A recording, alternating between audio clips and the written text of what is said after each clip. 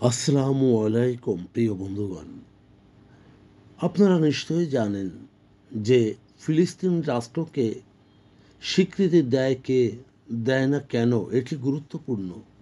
সত্যিই তো এটি শুধু টাইমস অফ ইসরায়েলের কথা নয়, এটি সকল ইসলামিক দেশগুলির জানার কথা।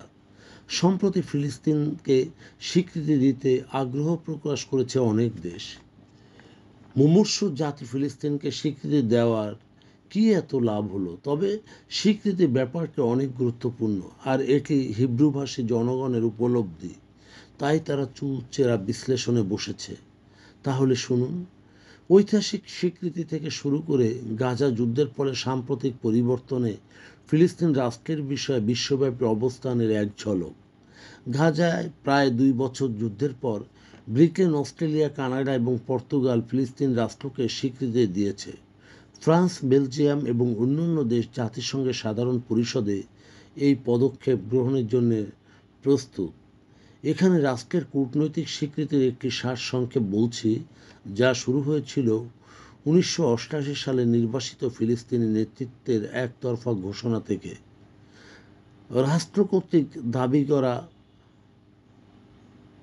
ভূখণ্ডের মধ্যে ইসরায়েল পশ্চিম তীর নিয়ন্ত্রণ করে এবং 7ই অক্টোবর 2023 সালে হামাস ইহুদি রাষ্ট্রের উপর আক্রমণের ফলে শুরু হওয়া যুদ্ধের ফলে গাজা উপত্যকা ধ্বংসস্তূপে পরিণত হয়েছে।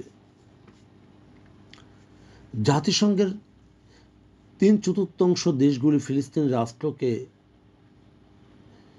স্বীকৃতি দেবে বা দেয়। জাতিসংঘের 193 সদস্যের মধ্যে কমপক্ষে 145টি এখনও ফিলিস্তিনি রাষ্ট্রকে স্বীকৃতি দিয়েছে, যদিও এই গণনায় ব্রিটেন ও কানাডা G7ভুক্ত দেশ এবং এটিই তারা প্রথম করেছে। অস্ট্রেলিয়া ও পর্তুগালও এর অন্তর্ভুক্ত। সোমবার নিউ ইয়র্কে জাতিসংঘের সদর দপ্তরে ফ্রান্স, সৌদি আরবের সভাপতিত্বে দ্বিরাষ্ট্র সমাধানের ভবিষ্যতের শীর্ষ সম্মেলনে ফ্রান্স, বেলজিয়াম, লুক্সেমবার্গ এবং মাল্টা সহ আরও কয়েকটি দেশ একই পদক্ষেপ নেবে বলে আশা করা হচ্ছে। রাশিয়া এবং সমস্ত আরব দেশ, প্রায় সমস্ত আফ্রিকান এবং ল্যাটিন আমেরিকান দেশ এবং ভারত, চীন সহ এশিয়া দেশ ইতিমধ্যে এই তালিকায় রয়েছে। 1988 সালের 15ই নভেম্বর একই কায়দায় প্যালেস্টাইন লিবারেশন অর্গানাইজেশনের প্রয়াত নেতা ইয়াসির আরাফাত স্বাধীন ফিলিস্তিনি ঘোষণা করার কয়েক মিনিট পরেই আলজেরিয়া সর্বপ্রথম ফিলিস্তিনকে স্বীকৃতি দেয়। পরবর্তীতে আরও কয়েক ডজন দেশ এই স্বীকৃতি দেয়। 2010-এর শেষ দিকে এবং 2011 সালের প্রথম দিকে আবারও স্বীকৃতির ঢেউ আসে, আর এটি গাজায় ইসরায়েল আক্রমণের ফলে আরও 13টি দেশ ফিলিস্তিনকে স্বীকৃতি দিতে বাধ্য হয়েছে। ইসরায়েল, মার্কিন যুক্তরাষ্ট্র ও তাদের মিত্র 45টি দেশ স্বীকৃতি দেয় না। ইসরায়েলের প্রধানমন্ত্রী নেতানিয়াহু ফিলিস্তিন রাষ্ট্রের ধারণাকে সম্পূর্ণরূপে প্রত্যাখ্যান করে। জাপান, দক্ষিণ কোরিয়া, সিঙ্গাপুর ফিলিস্তিনকে স্বীকৃতি না দেওয়া দেশগুলির মধ্যে এশিয়ার অন্যতম দেশ। আফ্রিকার ক্যামেরুন, ল্যাটিন আমেরিকা, পানামা ও ওশেনিয়ার বেশিরভাগ দেশই স্বীকৃতি দেয় না।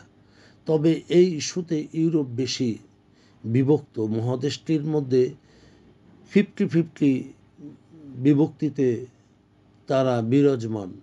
2010 সালে তুরস্ক ছাড়া সোভিয়েত ব্লকের প্রায় দেশগুলি স্বীকৃতি দিয়েছিল। হাঙ্গেরি ও চেক প্রজাতন্ত্র এখনও স্বীকৃতি দেয়নি।